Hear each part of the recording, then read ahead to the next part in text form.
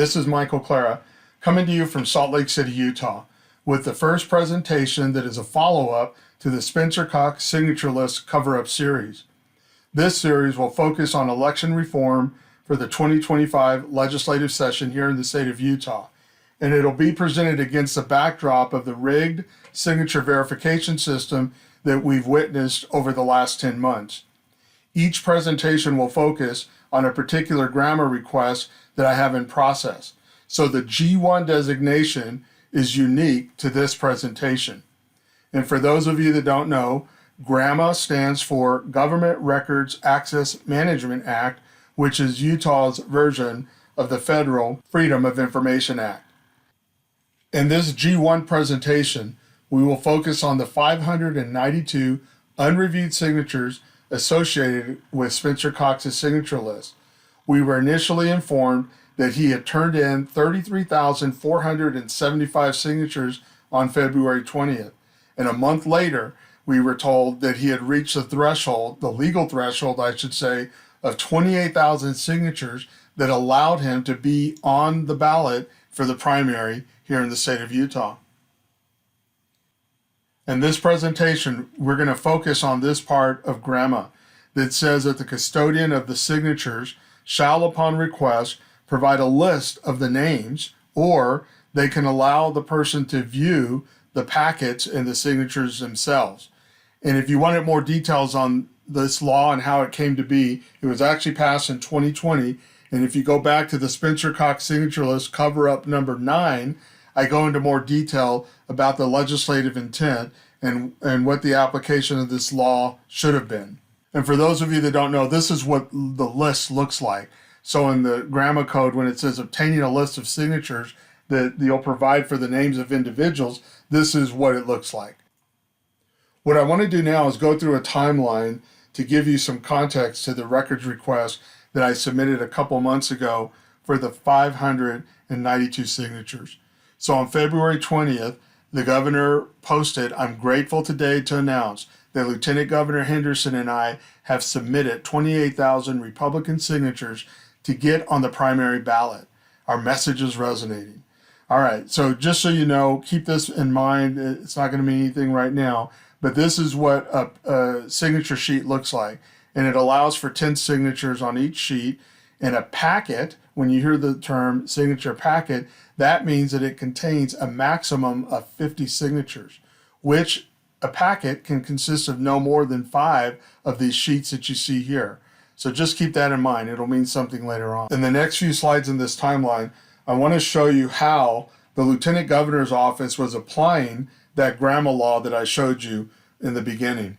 So here's a Washington State delegate who is requesting a signature list of Norton, who's on the state school board, and State Senator Ibsen. And you see here, the elections director himself on April 16 says, "We do not give out copies." This delegate had appealed the denial of the records request for the signatures, and this is the response that she got. The original GRAMA request was denied due to the protected classification of the sought records and the lack of submitted proof of power of attorney or notarized release from all persons whose interests were sought to be protected in this classification.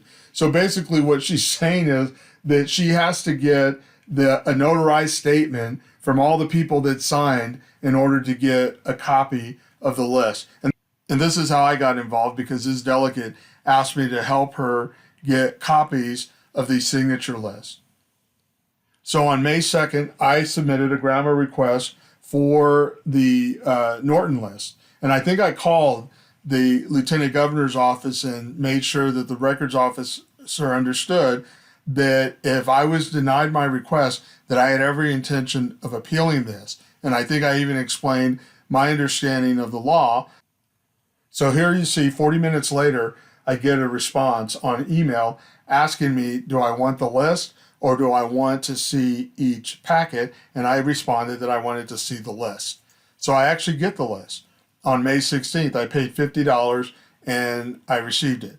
I didn't get any of this foolishness about notarized statements and things of that nature.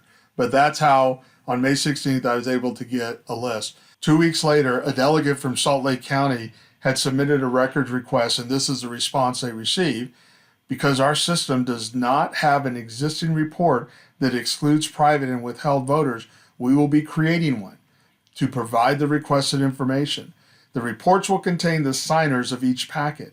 If the signer is private or withheld voter, that designation will appear in place of its name. The reports will only contain information for voters whose signatures were verified. It is worth noting that once a required signature threshold for a candidate is met, signature verification stops, and the county or lieutenant governor, once office, begins verifying signatures for the next candidate. Candidates for federal and statewide offices typically submit thousands of extra signatures that never get reviewed.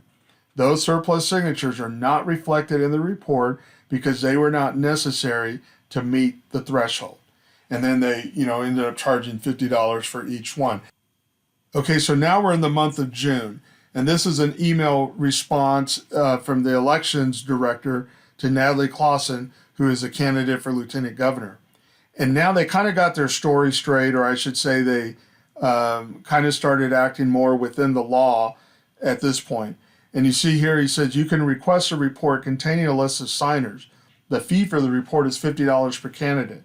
The report contains a list of each person who signed the nomination petition and had their signature reviewed by Davis County. In the place of information of private or withheld voter, the report is redacted, and it indicates that it is. The report contains the following fields: packet ID, packet number, candidate circulator, privacy, voter ID, middle name, and he goes on. And then he says, as per our conversation on the 19th, a new report could be created to include the address of each signer. And the reason he says that is because this particular delegate, I forgot to point out, I don't think it's reflected here, but they paid the $250, received the signature lists that they requested, but they had no addresses of the voters that signed. So in this place, he clarifies that. Now, remember, when I did mine back in May, I got the addresses. In fact, as of today, that first one that I got for Norton was the most comprehensive list in terms of information that they were providing. And then they keep waffling back and forth. And in this case, I believe that Natalie Clausen had to do a second request in order to get the addresses of the ones on Governor Cox's signature list. So Elections Director Cowley goes on to inform Natalie Clausen the process for verifying signatures is outlined in code. And he quotes a code here. We're going to look into that a little later. He says signature packets for each candidate are reviewed independently of each other by trained election workers. Each signature is individually reviewed to ensure it matches the signature in the voter registration record. The office of the lieutenant governor contracts with Davis County to verify the signatures for statewide candidates, thus removing any conflict with the lieutenant governor overseeing the review of her campaign signatures. Now, we know if you watch any of the series of the cover-up, this is a lie. That he was lying to Natalie Clausen on June 19 when he claimed that to remove any conflict with the lieutenant governor overseeing the review of our own campaign signatures. If only that was true. This is the first time we see, chronologically speaking, the numbers breakdown. What you didn't know is that there were 592 unreviewed signatures. 2 days later, this statement is released by the Davis County clerk. There have been questions raised about the validity of candidate petition signatures verified by Davis County. I affirm that each signature was reviewed by trained election workers and either validated or rejected in accordance with the requirements set forth by law. And then he says down here, all petition packets were delivered directly to the Davis County Clerk's office. Petitions were dated and stamped and recorded on petition submission forms, a copy which was provided to each person who submitted the petitions. All petitions remained in the custody of Davis County Clerk personnel throughout the verification process, and which ends up not being true, as we know. But the part I want to bring up here is that each petition was processed through the following steps. And I'm not going to read them. You can pause and read them. But This is going to be significant when you see the response to my grammar request later for the 592 signatures. The media picked up on McKenzie's statement, and everybody did a story on it. This is the one from Deseret News. It was breaking news. Governor candidate Phil Lyman calls for audit into Governor Cox's signatures. And here you have the significant part for our purposes today. Lethem, who owns the company that gathered the signatures, told KSL Radio that Cox has thousands of extra signatures that we've collected just to be safe, to make sure that he has more than he needs to qualify. McKenzie could not immediately confirm how many signatures in total were provided by Gathering Inc. in the gubernatorial race. So that makes, it didn't make sense at the time when that came out, but it makes sense now, because what didn't make sense at the time is that, remember, 2-3 days before this, Callie told Natalie Clausen that there was 592 extra signatures. Here you have Lethem, who is the owner of the company that turned in the signatures, saying that there were actually thousands more. And then you have McKenzie, who could have cleared up that misunderstanding or the difference, but he doesn't know. And you'll see, if you didn't follow the Cox series on the cover-up, then you don't know. If you did follow it, you know why there's a discrepancy there. On July 18th is when we had the hearing before the Records Committee for the Ibsen list that they wouldn't give us, and that's a matter of history that you can review back in the cover-up series. On July 26th, there's a Davis County delegate that had actually submitted a grammar request for the unreviewed signatures. And she says here, I am requesting the number of unreviewed, extra kept signatures gathered to be on the primary ballot for the following candidates. I also am requesting the signature list that contained the unreviewed. So that's a grammar request that I ended up doing just for Cox. She wants a list of the extras, and she wants to know how many there were for each. So at the time that she does this, she probably wasn't aware that Callie had already told Natalie Clausen that there were 592 extra signatures. But here again, the lieutenant governor's office is just playing games. He could have just told her that, because that was already out there, and that, you know, they knew how many there were. Here, the records officer unfortunately lies to her and says, in order to obtain the number of unreviewed signatures for Spencer Cox, Brad Wilson, Brent Hatch, Dougal and Brown and Walton and Weiler, our office would have to manually review each nomination petition signature packet and count each unreviewed signature. I estimate it'll take 3 hours. He ends up telling her you got to pay $830, which again is somewhat of a lie, because they already knew, for example, how many Cox had. They probably already knew how many for each one. They're just, you know, fleecing people, which again is part of their dishonesty in the way they operate at the lieutenant governor's office. So on September 3rd of this year is when John Dougal, the state auditor, released his report. The part of his report I want to focus on is that he points out here the standard for evaluating signatures. He says that the state statute requires a signature on a petition to be substantially similar to the signature on the statewide voter registration database. And you see here this footnote, he's referring to the law, the same law that Callie told Natalie Clausen about back in June, that following this law, this is the process that we follow in order to verify a signature. And you'll see why that's important and why I'm emphasizing that as we go on. But John Dougal says here that we reviewed each sample validated signature. We identified whether the signer was a registered Republican at the time of signing the petition, as well as whether the signature on the petition was substantially similar to at least one of the voters' signatures on file in the statewide voter registration database. So understand that in order to verify signatures, you have to be in this, what's called the VISTA system, and you have to be comparing the signatures, but you're also entering, once you find that signature in the database, you click on it. You're not like typing each name in from the that was written and signed. You're just finding it in the database, and you're clicking on it, that this was on the signature list. Here, John Dougal goes on to talk about the 592 signatures that I just did a grammar request for a couple of months ago. But here, he never tells us that there's 592. He just says that Cox had submitted a smaller number of additional uncounted signatures, such as that we determined additional test work was needed. Now understand that this additional uncounted signatures are the same as the 592 unreviewed signatures that Callie informed Natalie Clausen about back in June. John Dougal says that we therefore asked the validators to examine uncounted signatures submitted for Cox to determine whether they were substantially similar and should be considered valid. Now understand, who are the validators here that he's talking about? And I know I'm sounding very simple-minded, but it's important for you to understand. The validators are the clerks in the Davis County Clerk's office, and they're the ones that actually looked at these unreviewed signatures.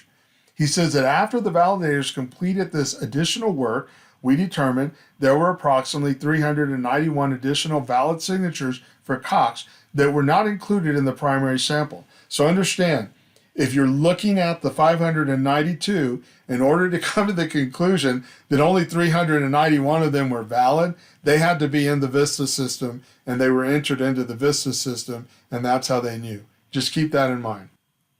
So a month later, I submitted my grammar request, which is the subject of this presentation, and I had to, you see here, I submitted it on October 3rd. I ended up having to resubmit it because the Lieutenant Governor's office changed their process. Instead of just receiving emails for grammar requests, they decided they wanted them to go through a portal. So I went through the portal, and I'm asking him for the 592 in total, and I'm explaining to him, John Dougal explains that 391 of those were valid, and so that's why I'm asking for them, because now they have been reviewed. They're no longer unreviewed, but they have been reviewed, and so that's why I submitted the grammar request. So the week after I filed that grammar request, the auditor from the legislature releases a report on the signature verification process, and I've covered that in the cover-up series. But what's interesting for our purposes today is that they tell us that there was an additional 492 signatures that the Davis County Clerk's Office could have reviewed. Now, the problem with this was, or as you can see now, the problem is that according to Callie, there were 592. Why is the legislative auditor telling us there's only 492? Well, when you look at the footnote here, there may be more signatures that could be added to these totals from the packets at the Office of the Attorney General. We do not include them in this count, as they are still under review. So what's interesting is that the legislative auditor makes no mention of the fact that these clerks had already verified the 391 of the spare or unreviewed signatures have now been verified as valid, but there's no mention of that in this audit from the legislature, and I don't know why. So on October 18th, a couple days after the release of the legislative auditor, I get a response from the records officer in the Lieutenant Governor's office. And he says here, the reports for nomination petition signers that we have issued in the past are generated based on the information that signature validators have entered into the statewide registration system. Although it is true that the state auditor examined uncounted signatures submitted for Cox to determine whether they were substantially similar and should be considered valid, these additional signers and their information were never entered into the voter registration system, and therefore a report does not exist that our office can produce as responsive record. So he says that as a result, the Office of Lieutenant Governor is not the custodian of any records pertaining to signers initially classified as unreviewed on the Spencer Cox nomination petition for 2024. I would suggest submitting a grammar request to the Office of the State Auditor to see if they created a record which displays a report of the uncounted signatures. So of course I filed an appeal. I also did what he said. I filed a records request with the state auditor, and just for fun, I filed one with the Davis County clerk, and you'll see the results of those in a second. In response to my appeal to the Lieutenant Governor, Brody Bailey says, in Mr. Tanner's original response, he stated, the information for petition signers the state auditor's office verified was never entered into the voter registration system. Therefore, a report does not exist that our office can use to produce a responsive record. It is possible that the state auditor may have retained a record of the signature verification they performed, but the Lieutenant Governor's office does not have such a record. Hence, Mr. Tanner's recommendation to contact the state auditor's office. Because Grandma Code does not require the Lieutenant Governor's office to create a record, and the denial of your grandma request is affirmed. So a couple days after receiving that denial, the state auditor did respond to my grammar request, and you see, it says here, we deny your request. A person must submit a grammar request to the governmental entity that retains a record. The office of the state auditor is not the entity that retains your requested records. In addition to this generally applicable grammar provision, it imposes a duty on the records custodian of the signatures. But a previous audit does not make the office of the state auditor the records custodian. And it says I can appeal. And here it said, I could appeal it, but tell me who has the records then, if you don't. And she says, I believe the custodian of those records is the Lieutenant Governor. Here's my response from Davis County. We do not have the records you requested. As Davis County is a separate entity from the Lieutenant Governor's office, we suggest you submit a records request to the Utah Lieutenant Governor's office, which I did. So you understand the problem here is that these guys at Davis County were the ones that actually verified those signatures. But they're saying I have to get them from the Lieutenant Governor's office, which is appropriate because any signature list that they process, you always had to get them from the Lieutenant Governor's office. But my point is they recognize that I have to get them from the Lieutenant Governor's office, even if they were the ones that verified it. So in this case, unlike the way the State Records Committee treated us when we tried to appeal the Attorney General denying that there was an investigation going on, in this case they accepted the appeal and they scheduled it for a hearing, and we don't know the date yet because they're backlogged. So that was on November 13th. So let's do a little bit of analysis on the response that we just got from the Lieutenant Governor's office. And I would categorize this as if you play chess, if we were playing chess, the Lieutenant Governor's office is in a fork. A fork is a basic chess tactic that consists of a single piece attacking two or more pieces at the same time. The attacking piece is known as the forking piece, while the attack troops are known as the fork pieces. My point is, it doesn't matter at this point how they answer, they're going to lose because they're clearly continue to hide things, and this cover-up is in full force. So remember the law that they kept quoting. It's in the election code, and basically it just talks about this process that you start off over here with this blank form, you get the signatures, and it gets processed by the clerk's office, and this is how it comes out because they're using the VISTA system. In that audit from the legislative auditor that was released on October 15th, they tell us the Lieutenant Governor is a filing officer in charge of the statewide races that we reviewed. The Lieutenant Governor's office provided us with the full list of petition signatures that each of the following candidates submitted for verification. So in other words, what they're saying is whenever they started doing their audit, even though the Davis County clerk is the one that verified the signatures, the list and the package are with the Lieutenant Governor's office. And that's where they got them from. I like here how they say, we were told that the Lieutenant Governor's office had not obtained possession of the packets until after the Davis County Clerk's office had finished its verification process. And we know that that's a lie, that's not true. So anyways, that's the part, I just want to make it clear how these responsibilities were working. And here they tell us again, the Lieutenant Governor's office has contracted with Davis County Clerk's office to verify the signatures on all candidate petitions for statewide offices. So again, this grammar denial that they gave me is inappropriate, because at the end of the day, the lieutenant governor's office is the filing officer and should have that list that was produced by the county clerks at the behest of the state auditor. And here the legislative auditors tell us the following page shows that Davis County Clerk's Office invalidated signers for each candidate before they reach the 28,000 signature threshold. And basically what they're doing here is talking about this law that Cali says that that's how all the signatures were verified. And then this is the law that everybody quotes. This is what it looks like, that process I just said, verification of name, address, age, and you do all that. And what I'm saying is, this is from an audit 2 years ago, and it's talking about the VISTA system and how it works.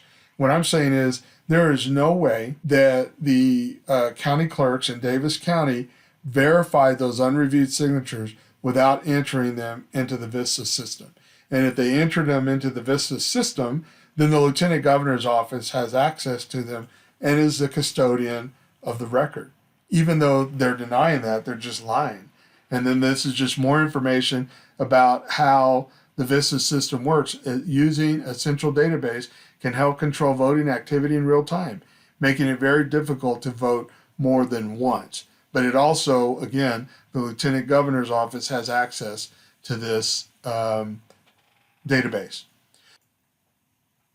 So in closing, let me just put to bed this myth that keeps getting repeated. And I've talked about this before, but I just want to say it here again to underscore it. Its importance is that when they say that here, when Cali tells Natalie Clausen on June 19th, the Cox-Henderson campaign submitted 592 additional signatures that were not verified once the required 28,000 signature threshold was met on March 18th.